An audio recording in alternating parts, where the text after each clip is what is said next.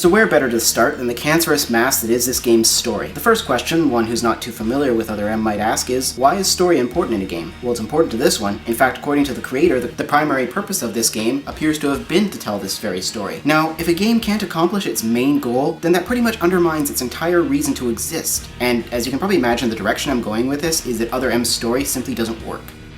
A story can make or break a game. A good story can save a bad game, and a bad story can kneecap a good game. Games like Silent Hill 2 and even Silent Hill 4 make up for dodgy gameplay because the story and level of immersion the games excrete is so fascinating it propels the experience into something unforgettable. Sadly, this isn't one of them. This is just badly written. See, there are many rules to surviving script writing. One of the cardinal rules, especially in a visual medium like film or video games, is show, don't tell. In fact, I would hazard to say that this is probably one of the most important rules of storytelling. It generally works like this. An event is more emotional when we witness it or the effects of it rather than being told about it. There are exceptions to the rule, of course, but generally that's why it exists as a rule. It just works. How would Schindler's List have worked if instead of us seeing the little girl in the red coat and the accompanying atrocities, Schindler just gave us the cliff notes of the event as a voiceover while writing to his wife? I doubt even Spielberg could have pulled that one off. But that's what we get in Other M. Nearly every plot point in the story is delivered by the main character, Samus Aran, in these incredibly long, droning monologues. Obviously these are a throwback to Super Metroid and Metroid Fusion, but those worked because they were straight and to the point, while these ones just go on and on. It becomes almost ridiculous when the game passes up the opportunity for actual character interaction and opts to simply have Samus tell the audience what she and the other characters are talking about.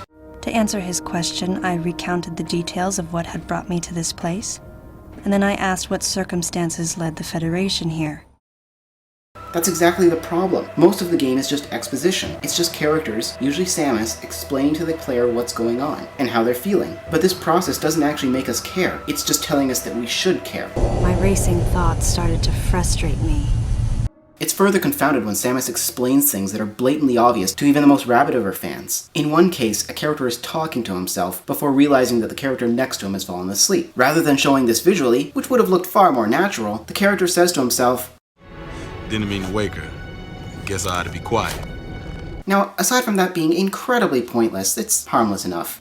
But then, Samus chimes in using one of her exasperating voiceovers, explaining how the character was just being polite because so-and-so had had a rough day and needed her rest. Unless you're writing a game for the blind, what is the point in that? No one talks like this. It's writing like this that jars the player out of the experience. It doesn't help matters that when the characters do speak, the dialogue is some of the worst I've heard from a game in recent memory. Anthony sighed as he muttered to himself. This makes me really miss the grunts of the Zelda games. While the writing itself has some pull over the structure of the story, this aspect alone warrants some attention, as it's a worthy element in its own right, and to be honest, it's all over the place in this game. The story structure, or progression of the story in this game, makes absolutely no sense. It picks up shortly after the events of Super Metroid, and starts off with Samus, traditionally a solitary figure, linking up with several members of a military squad to investigate a distress beacon coming from a nearby space station. Several of these squad members have a history with Samus, including the commanding officer, who Samus, as we've addressed earlier, will not shut up about for 5 seconds. I wonder if she was this obsessed about the aliens who raised her like their own. You know, before they were disappeared or wiped out. Strangely, she never mentions them. Don't worry about the other squad members. They've got like 1 or 2 lines of dialogue before dying off screen anyway. Part of the problem here is that the story is just rehashing Metroid Fusion. The irony here is that this game is supposed to set up and explain the events of Metroid Fusion, which takes place shortly after Other M. So in a way, this game is kind of a prequel, but ends up spoiling all of that game's plot twists by recycling them here. The secret Metroid breeding program and the government conspiracy seem far less shocking in Fusion now that Samus has encountered the exact same thing several months earlier. What are the odds? I bet the Galactic Federation had a few laughs on that one. Though why they would hire someone to help them in Metroid Fusion, who they knew had blown the whistle on a conspiracy of their own only a few months earlier, doesn't seem to make a whole lot of sense. The plot is basically what you'd get if you crossed Alien with Metal Gear Solid and Metroid Prime. Sadly, as awesome as that sounds, it really doesn't work. You never really get the same feeling of isolation that the previous Metroid games evoked. The conspiracy plot doesn't really go anywhere, and seems like it was just thrown in to add more drama, and is discarded as soon as it served its purpose. It never quite achieves the same level of tension felt in games like Metal Gear Solid, a game that came out over a decade ago. The other problem with the story structure, as was addressed earlier, is that it's all exposition. Very little of the story or character development is expressed through actual character interaction, but instead by someone, usually Samus, speaking directly to the audience. This isn't driving the story forward, it's just characters explaining things. Again, this is something that has been done in games like Metal Gear Solid, which uses the same documentary-style exposition scenes. However, even Metal Gear Solid has been called out on it when it takes this too far. which it does quite often. At least in Metal Gear Solid, they can write it well enough so that it sounds like the creators know what they're talking about, even when it gets into more technical matters. Other M gives the distinct impression that the writers have no idea how anything in the universe works. But unlike Metal Gear, there's no rising tension. You never really feel as if your actions are contributing to the story. And finally, the game just ends. But not before adding some more exposition and characters at the very last minute, which is exactly when you don't want to be pulling that kind of crap. As a character-driven story, this is probably the most integral aspect of the story. Sadly, there isn't a single memorable character in the bunch. None of the secondary characters have any strong impact on the story, or vice versa. For example, you have the teammates of the military squad. Later in the game, this murder mystery plot develops over which one of them is killing the others as part of this larger conspiracy. See, there are two problems here. First of all, we don't know or care about any of these people. We barely know their names, and only because the game spelled them out for us in such a dramatic fashion. And with some of them only uttering a single line of dialogue, we don't get to know anything about them before they start dropping like flies. If you again compare this to Aliens, the Marines that accompany Ripley are all built up over the course of that film, even though they don't appear for the first 20 minutes. How do I get out of this chicken shit outfit? You secure that shit, Hudson. It isn't until almost exactly an hour into the film that they encounter the aliens for the first time, and as it was put so delicately, Hey, maybe you haven't been keeping up on current events, but we just got our asses kicked, pal. only a handful of them survive that encounter, and fewer still will survive to the end. See, this is the thing. That movie had less time to work with and more characters to deal with, and it still did a better job. But this comes back to that whole writing issue. The other problem with the murder mystery plot is that it never goes anywhere. The traitor is killed off screen, and the game seemingly forgets that it ever existed. It simply serves to raise the tension, and is discarded when there's no use for it. Compare this to the same traitor conundrum from Metal Gear Solid, in which one of Samus's informants, Master Miller, begins to suspect that another character, Naomi Hunter, is actually a traitor, feeding information to the very terrorists that Snake is trying to stop. This builds up over time until she's arrested. However, this quickly takes another twist, as it turns out that the real Master Miller was murdered, and the man Snake has actually been speaking to was the leader of the terrorists who used Naomi to throw off suspicion and trick Snake into activating the super robotic Doomsday MacGuffin. See, as silly as that got, that actually went somewhere. It culminated into the climax and ultimately served a purpose. In Other M, we don't get any of that. The game seemingly forgets about this plot device. Characters come and go without any explanation, new characters and plot elements are introduced right at the end without any provocation, and then the game just sort of ends. The characters of Anthony Higgs and Adam Malkovich have been praised by some fans, though honestly I don't see the attraction. Anthony is your token stereotypical black supporting character, spouting catchphrases and grinning throughout most of the game. Oh, yeah. It doesn't help that his voice actor seems to be on the verge of cracking into laughter with every line. This thing takes forever to charge. And it honestly sounds like it's some white guy attempting to do an impression of a black character. Really? Adam is also a mess. We're told by Samus that he's like a father to her, more so than the aliens that raised her. I'm sure that they're thrilled by that, but we never actually get to see him act like that. He treats her with cold disdain from beginning to end. His kindness extends to shooting Samus in the back, knocking her unconscious in front of a dangerous alien that's ready to kill her just to stop her from going into the super secret magic Metroid room and risking her life, because he needed her to deal with another threat which he couldn't handle. I guess he could have told her not to go if he trusted her to follow orders, which she had no problem with until this point. I suppose if he didn't trust her, he could have just lied and sent her off somewhere else. His inevitable sacrifice by going into the aforementioned Metroid room is a little perplexing given that the Metroids show up again later, plus all we really have is his word that Samus couldn't handle what was inside. Again, this is more of that issue with the game telling us how to feel rather than letting us experience it. We don't know how big a threat these new Metroids are. All we have is Adam's word that they're dangerous. We don't even know if they exist. He sacrifices himself to destroy this enemy, which we never encounter. The only reason we're given to like him is because Samus says we should. This is the problem with exposition. You can explain why we should feel a certain way, but unless you show us why, we're not going to care. In fact, we never really see anything that backs up Samus's depiction of him as a tactical genius. Aside from his ability to stand at attention, the only thing he ever does is just order everyone around, and not in any way that would be considered tactically sound. One of his first orders after entering an unsecure facility, which they know is filled with hostile organisms, one of which nearly killed the entire squad, is to have everyone split up. Genius! Because, you know, splitting the party always works so well. We only lost the red shirt. Seriously, these soldiers couldn't even handle a single creature as a group, and now he wants them to split up? I wonder how this is going to end. I just don't know what went wrong. And let's talk about Ridley for a second, as he really doesn't have much purpose in this story. First off, He's a clone, and if he is a clone, then he shouldn't have any memories of who he was before. He should have no idea who Samus is, and it ultimately makes Samus's confrontation with him kind of pointless, as it's not the same Ridley who she's freaking out about. And even if they had found a way for all of Ridley's memories to be integrated into his new body, he's killed off screen anyway. The whole reason Adam regulated Samus not to go into the super secret Metroid room is kind of ruined, especially as Ridley is killed by a Metroid. A big Metroid, mind you, but a Metroid nonetheless. Ultimately, the greatest travesty to the stories is that of the character of Samus herself. Many fans have defended the depiction of the character, who up until this point really didn't have much of a discernible character, but in this game is shown to have an incredibly bland personality, no backbone, and possibly suffering from battered wife syndrome. Actions speak louder than words, and throughout the Metroid series, we've seen Samus do a great deal that's defined her as a character. True, we don't know everything about her, but remember, sometimes less is more, especially if you can't actually pull off that more part.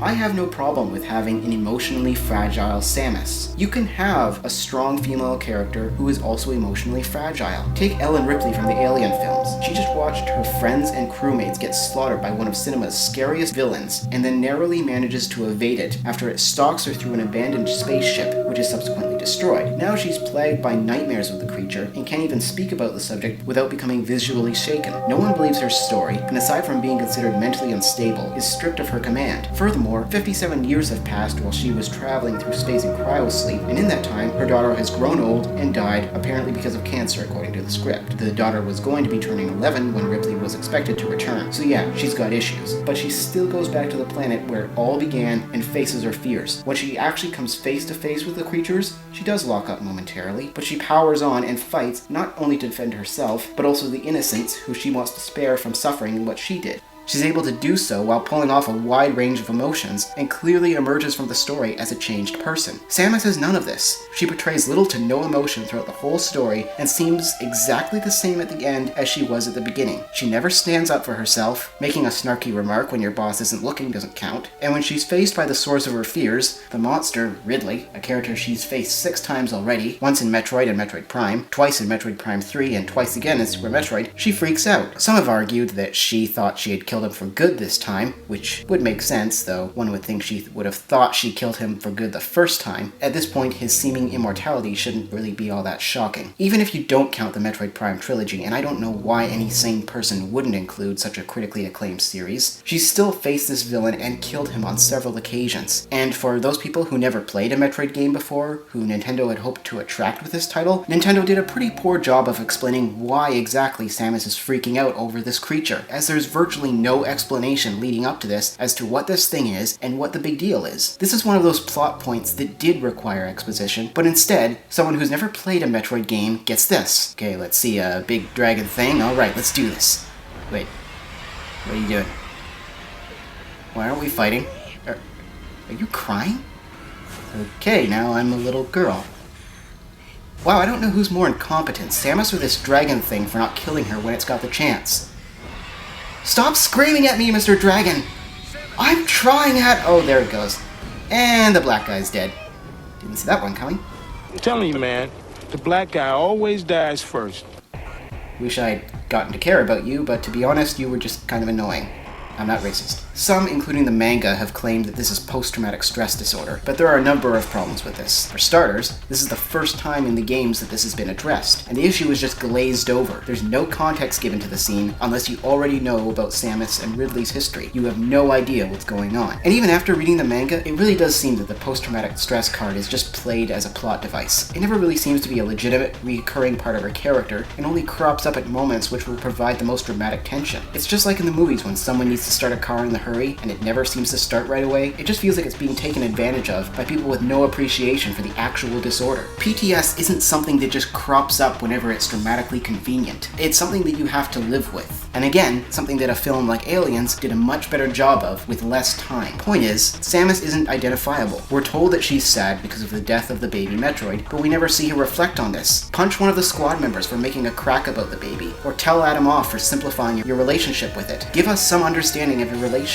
with this thing. Don't just expect us to feel sorry for you because you tell us to. Do something! We have one of the oldest and most respected females in gaming history reduced to a whining teenage girl with virtually no justification. Confession time. Because I was so young when I lost both of my parents, there's no question I saw Adam as a father figure. And third, I was unconditionally and irrevocably in love with him. I know some people will pull the old Twilight defense saying, well, you just have to read the books, or the manga in this case, and I have 2 points for that. First of all, when you make a story like a movie or a game, it's not good storytelling to expect the viewer to go through a backlog of obscure material just so they know what's going on. It's the writer and director's job to portray all of the relevant material effectively and preferably concisely. That means you say more with less. You don't go on for a minute explaining what could be said in 10 or 15 seconds. Saying that it only makes sense if you read some obscure comic is a terrible excuse. You wouldn't expect that kind of excuse with a movie like Clockwork Orange, The Shawshank Redemption, Jurassic Park, or Lord of the Rings, would you? Then again, those movies were actually well done. And secondly, I've read the manga, and it sucks too, for all of the aforementioned reasons.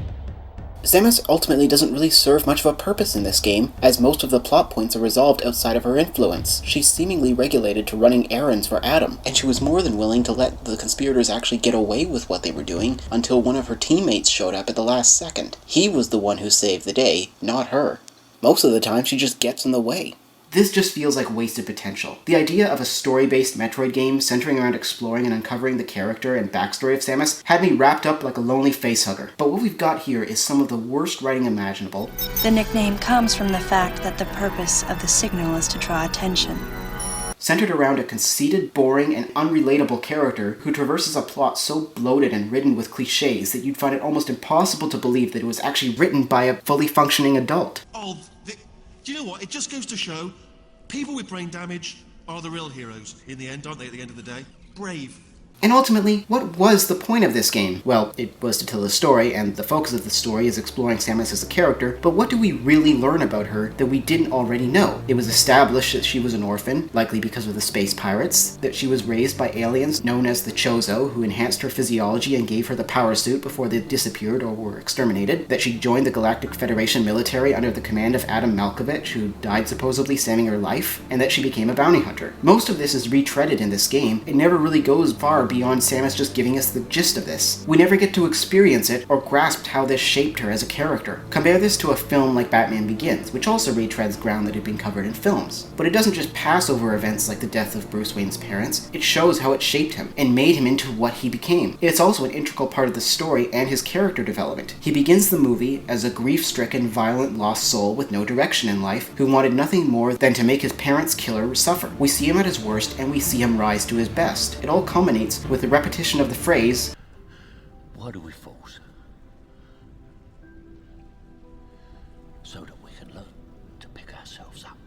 Other M doesn't give us any sense of that. Samus is the same at the end as she is in the beginning. Nothing changes. All we really see is that Samus is emotionally messed up.